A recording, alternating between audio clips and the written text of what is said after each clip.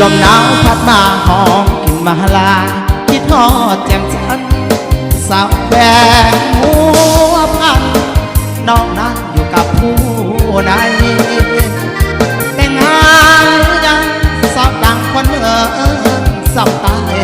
คนงามสาวเมืองเวียงใสอ่านอยู่ไกลแต่ใจห่วงหาน้องสาวงามเลือสาวเสนอดินแดนมากจองามเทียบสาวยังทองเดี๋ยวมองทั่วท้องท้องนาสาวเมืองเสียงทองให้รออายก่อนเถิดนาอย่าเฝ้าแต่งงานเด้อลาแอบคนตาสาวสำนีสาวเมืองหัวเมืองอย่าเคืองเด้อสาวคำลังส่งกันบุญเดือนห้าสองมาเที่ยวตากเสลอเดินสองเที่ยวทั้งผ่านผู้นำสุขใจแท้แดดที่สูงมีลมพัดเสยสมกับแค่น้องหัวพันยามอายจากลา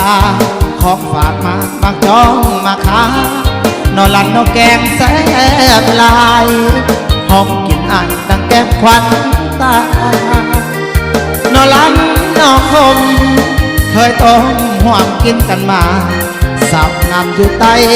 ลมฟ้าใส่จะมาเทียบสาวหัวพัน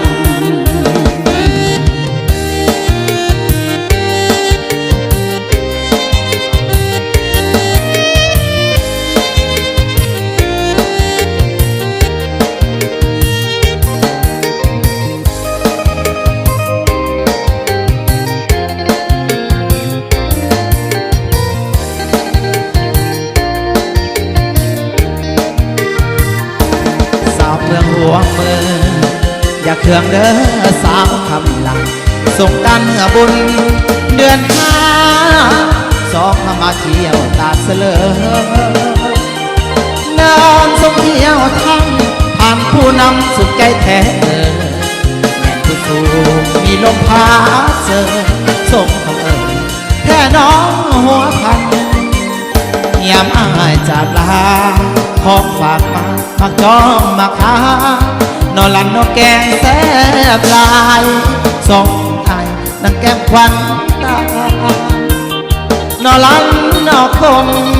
เคยต้มห่วงกินกันมาสาวงามอยู่ใต้ร่มฟ้าใส่จะมาเทียบสาว